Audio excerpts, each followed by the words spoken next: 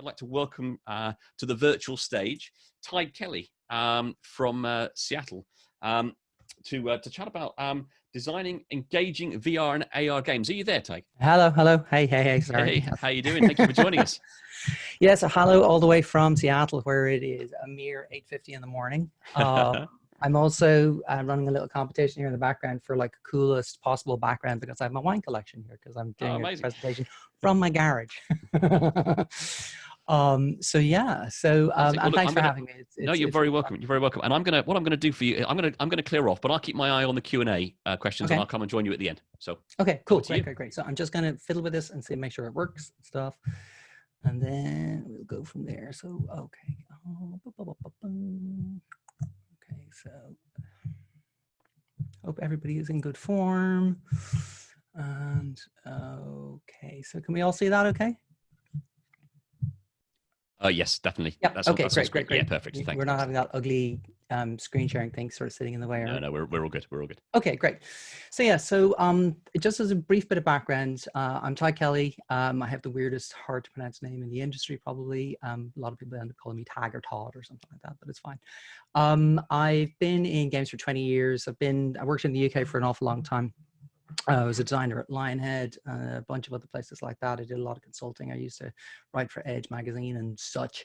And then I moved out to the US about 7 years ago, where I've worked for a couple of companies out here, most recently in sort of VR and AR space, say for the last 4 years. Most recently, I was a senior partner manager at Magic Leap, which essentially was an external producer kind of job. So I worked hand in glove with an awful lot of developers, building apps, building games, building mostly games, some educational stuff, some training apps and various things like that. So I've had a lot of kind of, I suppose, real world experience of what seems to work and what doesn't seem to work within the kind of VR AR sort of space. And I thought I would dump some thoughts on you all in the hope that maybe it's helpful. So, okay, so here we go. Just to sort of do a little bit of clarity first, because there is an awful lot of confusion generally in the kind of VR AR world as to what's what. And there's an awful lot of acronyms and confusion, generally speaking. So obviously you all know what VR is. That's the most popular. AR is obviously fairly well known through things like Pokemon Go and that sort of stuff, but there's sometimes some confusion as to whether AR means, it would also include stuff like the HoloLens, for instance, or Magic Leap, or some of the other kind of glasses-based sort of headsets, and it's a little indistinct in fairness. XR is a sort of an industry kind of attempt to sort of kind of cobble together a variety of these things under one banner. It's sort of fallen in and out of use in some cases because iPhone produced a version, or Apple produced a version of the iPhone last year called the XR, which kind of caused an awful lot of confusion. And then MR is a term for mixed reality, which is used in a variety of contexts. One of them is Windows, for example, has an MR initiative, or Microsoft has an MR initiative under Windows banner, which is a lot of different VR headsets. But mixed reality also means things like mixed casting or compositing or using a green screen to sort of broadcast your VR experience using a tool like Live, for instance, or those kinds of things. Within the overall space, a lot of us have actually kind of somewhat taken to using the term spatial computing instead, which is fancy, but is actually a reasonably good, if you like, collective tool just to explain roughly what all of these different sort of pieces and parts actually are. Spatial computing really literally means computing that happens within spaces. So I put a headset on, I put my phone up, I have a camera pull in sort of, video feed from around the world that I'm in and place graphics upon it. I put a VR headset on and I'm in space, that sort of idea. And it sounds aspirational, and it sort of hopefully gets away from some of the more icky sort of separation definitions between AR, VR, MR, XR, blah, blah, blah, blah, blah. Yeah. So there are various types of spatial computing. There's headset and handset based, for example, the Oculus Quest or the iPhone. There's enclosed or transparent, which you might otherwise call immersive VR versus transparent AR, for instance, versus some mix of the two. There's the low end and the high end kind of. So there's everything from the low end kind of Oculus Go right the way through to Valve's fancy Index headset, which needs a PC to run off of and produces a really good fidelity experience, but is very expensive. Room scale, meaning can I literally move around in my space entirely in full 360 and interact with stuff, versus 180 scale or 360 video, or essentially sort of smaller versions of that. And the Vive would be an example of room scale versus, I don't know, Samsung Gear or something like that, a more limited headset. And then an increasing one, which I'm calling aware versus dumb. That's not an official industry thing. That's just something I came up with, which is the increasing sort of bringing in of things like machine learning and environmental awareness, and the ability of a device that you're wearing, for example, to actually understand not just that it sees surfaces, but like what it's looking at, like chairs or tables or walls or that kind of thing, and patch into fancy things like 5G and be able to sort of connect into the world and do potentially very exciting things. That's all developing at the moment, so there's no kind of official version of that, I think, that is pointable at. Various spatial computing sort of solutions differ in a variety of obvious ways. So immersion is one. Is everything kind of black screen, or can I see through? Use cases is a very important one. Obviously, most of spatial computing would not be considered enterprise, or it wouldn't be considered consumer yet, but it is very popular within the enterprise and education space, and there's an awful lot of organizations are trying to figure out how to use VR for training or AR for training, or use AR on their smart devices, for example, for like ambient data information, like a lot of different things like that. Target market, big sort of thing about AR is people don't know what the market is yet. And with VR, in fairness, it's pretty nascent as well. Technical overhead, do you need a computer to connect up to it? Exactly how hard is it to sort of get your game working, for example? How easy, how casual is it versus how hardcore? Performance, there's Oculus Quest, which is essentially a really, really high-end mobile kind of processor, but it involves a lot of optimization versus, you know, crazy end PCs with crazy video cards attached in that can do like mind-bending amounts of rendering in your eyes. Supported features, some platform, there's a variety of different control methods, for example, and a variety of different features that a lot of different platforms support, and it wouldn't be fair to say that there's a commonality between them yet. And it's price. Obviously, everybody knows that high-end headsets like the HoloLens and the Magic Leap one are very expensive versus some other stuff which is maybe a little more accessible at the moment. Okay, so that's background. So what are the key strengths of spatial computing, VR, AR design? This is all related to how a game might actually work. There's, broadly speaking, 7 things. I'm really just rapidly going to go through them. There's the general sense of being surrounded by an experience. So whether you're playing Pokemon Go, or whether you're playing Super Hot, or whether you're playing Universe Sandbox, the whole point is you're surrounded in all directions by the spatial computing experience that you see. So it's not like a kind of a screen thing. There's an awful lot of design considerations around things like environment awareness, peripheral vision, not necessarily having a kind of a faithful sort of single kind of black square that you can look at like a screen. And it brings a lot of both strengths and concerns with it as well. This physical play, huge amount of what makes VR really fun, for example, is the fact that you can swing your arms around in Beat Saber, or that you can do like body movement or things like that. Mechanical relationships is an important one, particularly for training. There's a huge amount of AR work, for example, going on in the surgery space to try and teach people how to, you know, perform operations. One of the most immediate things that comes back from a lot of the feedback in that area is that junior students almost immediately get, like, say, early procedures or basic kind of operations or things like that, because they can physically see a body in front of them and put their hands in there and kind of see what they're doing, as opposed to trying to read off of a book, or through even through YouTube videos or stuff like that. Tangibility is a big one. So the ability to be able to touch the world, to be able to touch objects, is something that is very natural to spatial computing, and is something that's that really gives players an awful lot of kind of thrill and fun, which they don't get in other platforms normally. Spatialized audio, so you can hear sound way over there, or you can hear sound right up close in front of you, is a very immersive aspect of spatial computing in general. It is inherently creative and invites a lot of people to draw, to make stuff, to sort of try and puzzle, to explore in the environment. And it involves, and it brings an expectation of a lot of environmental interaction. Being able to, for example, take a holographic ball in your hand and bounce it off of a real world table is a unique experience to spatial computing that you don't really get anywhere else. All right, so what is good spatial computing design? I want to just preface this by saying this is entirely my own subjective opinion. As I say in the quote above, it's like the long-term benefits of sunscreen have been proved by scientists, whereas the rest of my advice is no more basis than my own meandering experience. And that's very much true. I've worked on some stuff. Other people have worked on some other stuff. Some of the stuff I've worked on are games like Puddle AR, a music app named Exa, Universe Sandbox, which is a simulator, Figment, which is a creative tool, and Luna, which is a storytelling app with made by Phenomena. But honestly, a lot of other people who would work in this space probably have very different sets of experiences, and this is by no means objective. So it's entirely my opinion. Okay, so the first thing about good spatial computing design is a lot of times, most of the time, spatial computing devices need to be able to scan an environment. They need to be able to understand where they are. They need to be able to see surfaces. They need to have a moment sometimes to literally be able to take a complete sort of image of a room so they can figure out where everything is. And that can be time consuming. It can be a really weird kind of constraint at the top of a game, for instance. And it can be expensive, particularly if a game needs to continuously scan. It can really cause an awful lot of performance hit. The developer usually has no control over the space as well. It's not like making a level-based game where you can just decide where everything is. If you're making a game that's in a real world, for example, playing with this table behind me, that table's not moving anywhere. And your app really has to sort of consider that that is where it's going to be. And things like lighting and surfaces, different kinds of surfaces, black surfaces, for example, really screw up a lot of kind of meshing solutions because the infrared, for example, can't actually see it, things like that.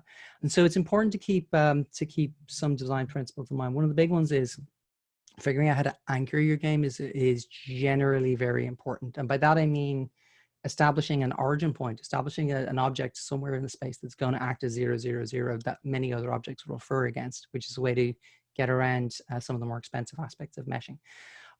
It also means keeping a sense of north or directionality. Beat Saber, for example, is really easy to play because everything is kind of coming at you from one direction, and you can largely, and you can get very comfortable with that idea before it maybe gets into sort of crazy 360 modes and stuff like that. Avoiding fast traversal in an environment is very important. So in AR, for example, it can be very immersive, which means players might forget that there's a low chair like off to the side in front of them. They might trip over something unless they're walking carefully from one space to another, like slowly, and that kind of thing. And similarly, avoiding edging guardian zones or mesh, square boxes or things like that that kind of keep the player within a safe space. There's often a temptation, I think, to have like say very wide areas where lots of different things are going on. But if you reach to the edge, you might accidentally, bump your hand off a wall, or you might, as happened to a friend of mine, smash a TV accidentally, or things like that. So you have to be very aware of the environment that the player is playing within.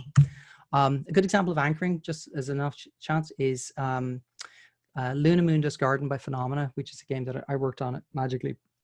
I think it was the first or second third-party game that we ever launched.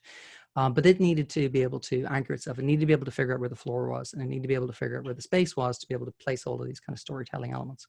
And so one of the things that we came up with was this idea that the first part of the story was you would place the moon. So this was literally a little kind of selector you'd place on the ground, and then the moon would rise up out of it. It was very cool, like this kind of kind of moment to start the game. It also cheekily helped to give the game an origin point, because wherever you place that first anchor to launch the moon became 0, 0, 0, and a lot of the rest of the game could refer off the back of that. So anyway. Motion and balance. Everybody knows that VR can make you nauseous. Everybody knows that it can make you dizzy. Everybody knows that it's that movement within VR spaces is complicated, and it involves a lot of tuning and all that sort of stuff. It often resorts to teleporting, which is not as bad a thing as some people make it out. There is a sort of a concern around, for the purposes of immersion, particularly, that the fact that you have to like bip around a room in order rather than walk around a room can be disconcerting. But Half-Life Alyx actually proves that that's not true. There's a lot of technique around just making, for example, teleports short, hop, fast, a lot, not sort of so much kind of place a big selector down and then make a big button press or like every time you want to move forward. But being able to literally sort of kind of like hop can make that feel very transitionless, which works very well. Another one is dynamic blinders. A game like Eagle's Flight, for example, creates a cone vision when you fly around. So you don't get so much peripheral vision, you don't get so much vertigo, and it doesn't make you feel nearly as uncomfortable as you think it would. Contextualized blocking geometry, for example, a cockpit, like in Elite, where you can fly around, but you can actually see essentially your spaceship controls kind of in front of you. And that gives you sort of a somewhat unconscious anchoring in the space. So the rest of the world might spin around you, but it's not so bad. And you generally, for me personally, because I have vertigo, anything that involves using a big cliff or a long drop or something I might instinctively feel like I'm going to fall off of, is generally a plus, because it can be very disconcerting in terms of the rest of my experience. It can be hard to pay attention to the rest of what an experience is doing if I keep thinking I'm going to fall all the time. Again, I mentioned Half-Life Alyx. Really worth checking out if you get the chance. It actually works pretty well on Oculus Quest via the link cable, for instance. And it gives you a really good example of how short teleporting, very fast teleporting, can be something you just don't really notice after a little while. Controls are another big one. So in spatial computing, most control methods are really good at figuring out position, so where my hands are, and proprioception, which is like where my head is, where my body kind of roughly probably is. But they don't handle complex input very well, like things like keyboard equivalent input, or things like lots of complicated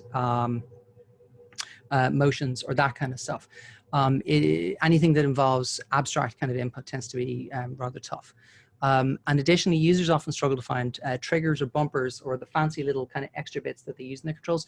They literally can't see them, even just kind of like passively. And so they actually often forget that they're there. They're often like, press A, hang on, where was A again? And they can't remember thumb-wise where they put their stuff. So you just have to be kind of aware of this. You have to be forgiving of it. Generally, all the best XOR, VR, AR, etc. sort of games to date have used a combination of body movement and movement that's kind of more arm-based. Beat Saber is an obvious example. Supernatural is another example. Pistol Whip is another example. Where Super Hot is another example, where you're encouraged to like be fluid within the space, and it really helps you feel like you're part of it, but B, to make the, if you like, the active input not that imposing. Drawing, dragging, and aiming actions tend to work best. So drawing the tilt brush, for example, it's so easy to just sit there and create sculptures for hours because you're doing things with your hands that feel natural, almost like you have a pen in your hand and you're just doing stuff. Dragging, similar, just grab a thing, pull a thing, fling a thing, tends to work very well. And aiming mostly works well if you give it a little bit of help. Some games, for example, will use tracer lines or laser beams or something like that to be able to kind of roughly know where you are, because it can be difficult within VR for some people to actually aim. Like they think that they can aim well because they think they're perceiving an actually 3D environment, but they're not. They're sort of seeing like everything on a single plane, and it's when you're trying to aim stuff that your eyes actually kind of get a little confused. So I generally recommend trying to focus on broad rather than fine movement. Things that involve an arm swing rather than a wrist swing or a finger tap or something like that will usually work better. And because the audience is not that familiar with them, I'd stay away from trying to do overly complicated things with interfaces. Pistol Whip, for instance, uses body aim and broad movement, and it's a really good game, and you should play it if you get the chance. And they blend together super well to form like just really compelling, exciting experience, the sort of game that people call cool. And it is. It's really, really, really good fun if you get the chance to play it. Attention and focus are another thing that are very important. So obviously, because somebody's maybe wearing a headset in a spatial computing environment, you can't really control where they're looking. It's even worse than, say, in a first-person shooter game where you can expect players to look around. Like they really can end up just like staring at their shoes or staring at like something on the ground or at their wrist or that kind of thing. And they can very easily miss content that's kind of being played at them as a result. They also sometimes have issues with reduced peripheral vision. And AR headsets, particularly FOV, is a big deal where you really only have about a 45 to 55 degree sort of horizontal view. And that means things on the side that you might rely on players to notice, they often don't. And they often lose spatial memory of where they've placed things if they can't kind of tacitly see them. So you just have to be forgiving of this. You need to pace content to the player. If you're going to have a story, for example, you need to trigger it as they look at things or as they place things or do stuff. You need to avoid long periods of intensity where they have to pay their attention for too much time because it'll just wear them out. You need to allow creative time, just, futs about time, things where they can just kind of go, what is that thing? Directionality, I mentioned North Starring, for example, being able to sort of show where they're going in a certain direction, and keeping things in frame, keeping puzzles and particularly complicated sort of tasks, all within one frame area. So Puzzle AR World Tour, for example, which is a game we launched on Magic Leap, does this. It's a very complicated jigsaw puzzle game where you have to like reconstruct the Statue of Liberty or that kind of thing. And what it does is, rather than kind of surround you with it, it places it all in one area on the ground that you can then walk around yourself and remember where it is. But it's not using peripheral elements, and it's not using those kinds of things in order to try and draw your attention away. I know I'm running out of time, so I'm going to run through the last couple very fast. Another big one that's very important is user interface. So user interface is often attached to a player camera in most other kinds of computing. Think of, for example, here in Zoom, I've got like stuff on the wall here. I've got like the chat window on the side. I've got stuff going on, like that kind of thing. In spatial computing, it often makes more sense to anchor UI in the world. So like place a dialogue in a space that somebody will walk up to or walk away from. Place a menu item as an actual object in the world that people will like move over and open up and then, you know, pull stuff out of, that kind of thing. It's really very compelling, and it's really important because nothing jars people, I think, out of a spatial computing experience more than a UI that feels like it's very artificial. So yeah, so stay within your game fiction. Also, just as a general point, avoid white backgrounds, avoid excessive reading. White backgrounds on most of the screens that are available for spatial computing right now actually cause a lot of shimmer, cause a lot of eye strain. So things like transparent backgrounds with white text work way better generally than sort of more traditional kind of, you know, page design style stuff. Use floaty pointers rather than like say a mouse kind of like line to grab things. Often you want like a little curved object that can kind of snap to stuff that you're trying to grab. It makes it feel more fluid. There's less of a reliance on precision. Avoid text entry and virtual keyboards in general. And remember that you can be physical. It's actually okay to, like, for example, grab something and have a player throw it, or have them slap it up on something, or bring it up like this in front of them, or that kind of thing. It often feels way better. And generally, you should let users move and act in the AI UI as they want. So if they want to like put a menu over here, then let them. If they want to put a dialogue that they're working with over here, let them do that as well. All right, I think I've got, it's Cosmic Trip is a really good example game that does this, where it uses an awful lot of transparency, as you can see, very friendly fonts, very easy bubbleable buttons that make sense with a Vive controller, and that kind of thing. And then I think this is my last one. So body limitations are the other thing to pay attention to. So obviously, users are far more likely to be standing when they're using spatial computing in general. They walk around, they're in the space, they want to get up, they don't really want to sit in VR. And it feels strange to them if they have to.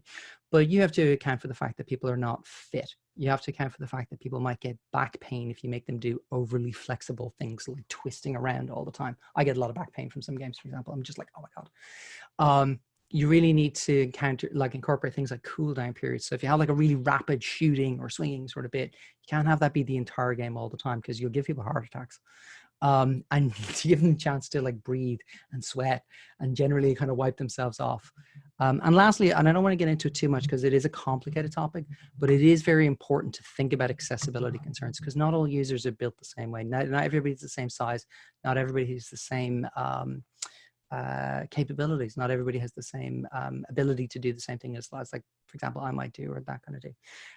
And it's important because a lot of people who use spatial computing maybe do so because they're impaired in other ways and because they want to be able to experience these things. So don't be, try to keep it in mind that you will not necessarily have just lots of normative users. You'll have a lot of people who come from a range of different motions and backgrounds.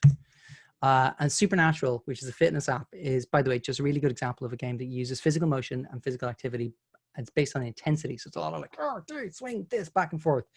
But it's kind of set up in a workout sort of way. So it's only do a few minutes a day, build up like a fitness app does, rather than just kind of like trying to kill you all at once. So yeah. And so I said at the top of this, I said what we think we know so far. It's totally subjective. It's just what I think. It's just what I've encountered so far.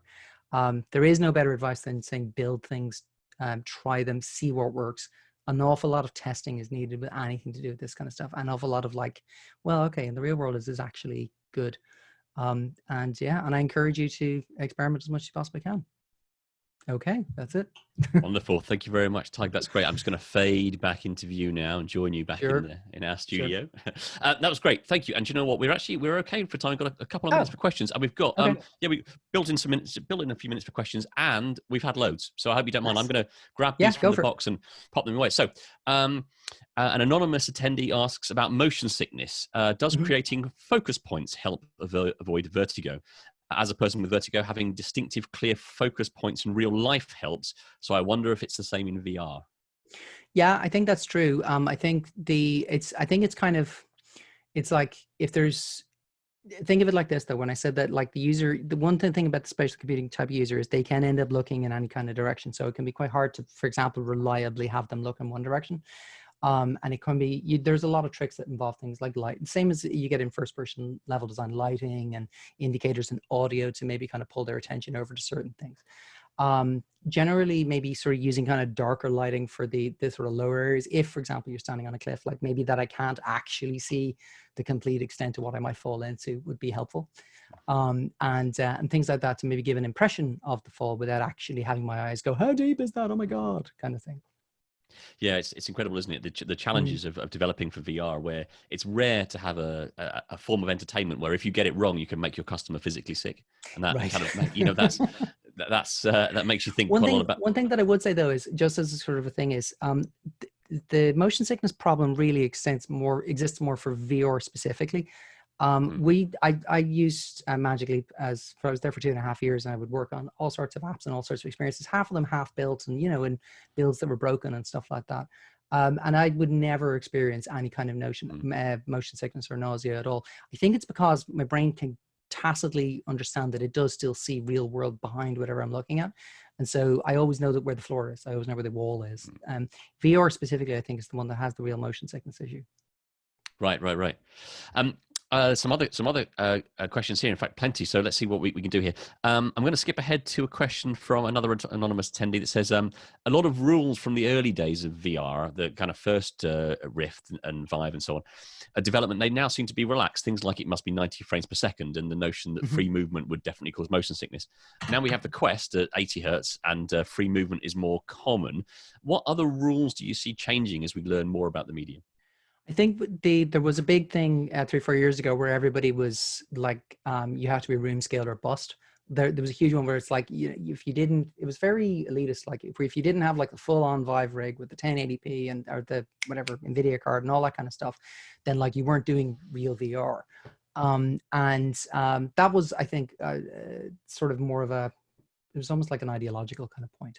It's not true. Like the most popular VR headset today is still the PSVR, which is sort of generously a 180 VR system, and there's lots of really great games on it. The Quest is fully 360, which is great, but it's not like high-end performance, bleed your eyes. You know what? There's lots of really great stuff on that as well. I think it's even fair to say that there's a lot of like mobile AR that's very underrepresented or that kind of thing. So yeah, I actually agree with that sentiment. I think a lot of the initial rules were more statements of presumption. I think a lot of the actual kind of boundaries, if you like, are much looser and much more flexible than people tend to think. No, that's fair enough. Again, got about a minute left, so let me see if I can squeeze in a question here. Kind of on that point about headsets, actually, do you think we'll ever see a headset that can do both VR and AR, or are they just too different? Asks another No, I do. anonymous. Yeah, I do. They are very different things at the moment. AR, because it's using a lot of things like SLAM and meshing and all that sort of stuff. It's really built around like, well, what's going on in the real world, and then how do I overlay on top of it? VR kind of doesn't care about that so much. But there is somewhat flippantly, people do say that they are essentially the difference between one that has a black backdrop versus the other one which doesn't. And so you can see some sort of melding of the two at a certain point where it really is just a headset that you're wearing that has kind of the capability to do both. The Quest actually kind of does when you're trying to put its Guardian mode to work, for example. It's very grainy and that sort of stuff, but it's AR, like you're drawing on the world. You're setting your space, and then it goes into full VR. So yeah, so I don't know who will make it or what it will be called or that kind of thing, but I can see how those two things will meld. No, that's good. Look, do you know what, Tadhg? I'm really sorry because actually we've still got half a dozen questions here that people That's have okay. asked you, but I've got another speaker. So I'll tell you what, I might grab these and just mail them to you or something like that, so you can take a look. Sure. I'm gonna be in the Discord for a little bit if anybody wants to ping me. Oh, perfect. So that's great. If folk do want to pop over to the Discord and catch up with Tadhg there, the link to the Discord is in the Meet to Match platform. You'll find it on the dashboard. So if you click on the community button there, you'll be able to pop in there and see there. So thank you very much. Look, I'm going to give you a round of applause. You'll have to imagine that coming from everyone. And thanks for joining us. I'll hopefully see you in person soon, I hope. But in the meantime, thanks for all those folk who gave us questions there. Some great stuff there. We just ran out of time. So you're here watching the Developer Toolkit track sponsored by Agora.io. We've got 3 sessions left today. A couple of talks, which I'm really much looking forward to, and a panel at the end of the day, which I think will be great. And that will take us up to about 7 o'clock. Remember, as Tadhg just pointed out there, if you do want to catch up with any of our speakers, the Meet to Match platform is a great way to search for other attendees and our speakers and sponsors. But also, we've got a Discord. Very many active channels in there, including ones right for the Developer Toolkit track. So do pop in there and see the link, as I said, is in the Meet to Match dashboard. So, James, do we have our next speaker here? This is a very interesting talk here from a master of CG. We've got Steve Williams from Dreamview here to talk about T1000s, T-Rexes, and eyebrow mites. We've got a CG and VFX maestro come to talk about his work there in the cinema. Let me just see if we're here. Oh no, we don't. We don't have him, unfortunately. What a shame. I should have kept Tadhg in a little bit longer. We're just waiting for there. So James, our stage manager, please do let me know if Steve reappears. He's got a long history in computer graphics, including working on such projects as the Terminator films and Jurassic Park and a number of other projects. And now his company Dreamview, they work in computer graphics visualization. And I know that he'll have some great anecdotes to share with you there. Hopefully we can get hold of him and bring him to the front of the stage. What I would say, of course, is that this might be a good opportunity to remind you about our Meet to Match platform that we're using for the first time at the event. If you do want to catch up with any of our speakers, like Tadhg, to ask him about his experience in AR and VR, or any of our other speakers and the other attendees at the event. Discord is great; it's immediate. But actually, if you'd rather set up a video meeting with somebody, consider dropping into the Meet to Match platform. You can use it to search for all attendees. It'll by default list people according to who signed up most recently. I know that was a feature that people recommended there, so do check in there. But I said the Discord is there, so please do use that. And if you are here with a game to promote, you might want to consider dropping into the journalist bar. Now, unfortunately, it's not a real bar. We can't beam booze to you, as much as I'd like to do that sometimes. But it is more like the Genius bar. The journalist bar is active every day from 2 to 3 o'clock in the Discord channel. And if you want to meet folk from... actually, we'll tell you what. What time? Tadhg, if you're still in the room, you're welcome to pop back in, actually. You are. So I had a private message there from Tadhg. We've still got some questions that I can ping to you if you want to pop back into the front there while we wait for Steve. Tadhg, welcome back. Thank you for sticking around. That's kind of quite useful. Oh, you're muted. You're muted, Tadhg, I'm afraid. That's great. You just can't keep me away. No, that's good. That's good. I appreciate it. So yeah, so James is our stage manager. James, if Steve pops up, do give me a shout. We've got a little bit of time. As it happens, we're very lucky because we had a bunch of questions for you there about VR and AR. So if you're great. So we've got one here from one of our anonymous attendees. Actually, I think I might be able to guess who this is, but by what he says, he's the question is: as a sim racer, I only play in VR now. If a game is flat screen only, it's a no buy for me. Mm-hmm. But where are all new experiences that only VR can deliver? Where are the all new experiences? Yeah. Well, I mean, I personally think that there are already several. Basically, any kind of experience I think that involves physical motion is something that is just transformationally different than most. I wouldn't say all, but most platforms. There is a fundamental difference between playing Superhot on PC, for instance, where it's essentially a really great first-person shooter, but you're a cylinder character with a kind of a crouch state and a stand state and that kind of thing, versus playing Superhot in virtual reality, where you literally are John Wooing your way around bullets. Like you're kind of doing the whole kind of ballet motion and stuff like that. And like I say, if you've got a bad back like me, you're going like, what? Ooh, okay. I think that there's definitely been a lot of, and this is true for AR as well, there's been a lot of kind of work which maybe first tried to take early experiences or experiences in other platforms and just kind of one for one translate them Mm. across or essentially port them or stuff like that. We're slowly starting to see, I think, experiences and experimentation that that tries to find its feet a little better and tries to maybe actually just take advantage of the medium, maybe drop some of the constraints that are kind of presumed from other mediums. Not unlike the way that early mobile games maybe tried to borrow a lot from like PC games or console games and used a lot of those conventions, but now almost none do. It's the same with spatial computing stuff, that it's a lot of it still has a lot of holdover, particularly from mobile. A lot of kind of conventions or assumptions of how UI is supposed to behave, for instance, would come across from that. So, and yeah, I think we're just feeling our way. Yeah. No, absolutely. You reminded me earlier, actually, when you mentioned PlayStation VR, which I know is super popular. And actually, one of the things that also chimes with one of the slides you had was about spatial audio, which I find fascinating at the moment.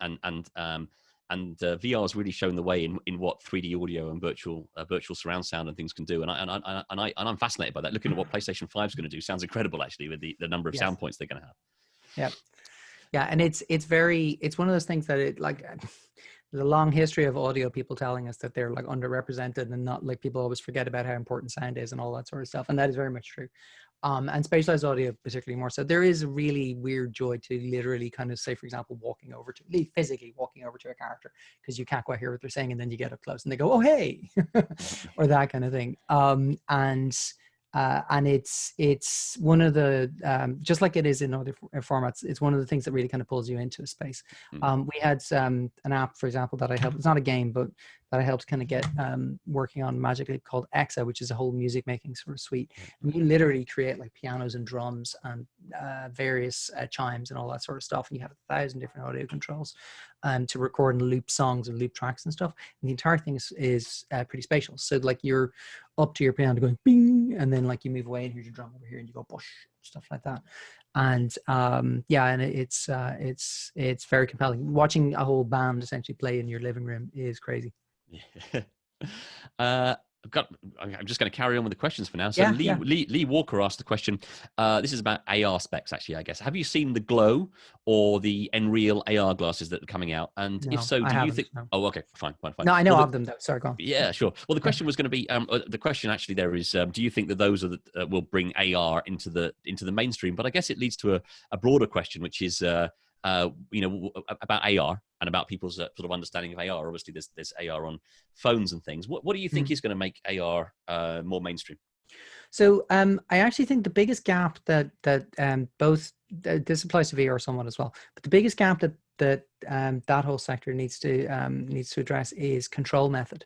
So how you it's not that I'm able to hold up my phone and see like a cool creature on, or I'm able to kind of do stuff, or it's not even that I'm able to like wear glasses and have like kind of ambient data around me.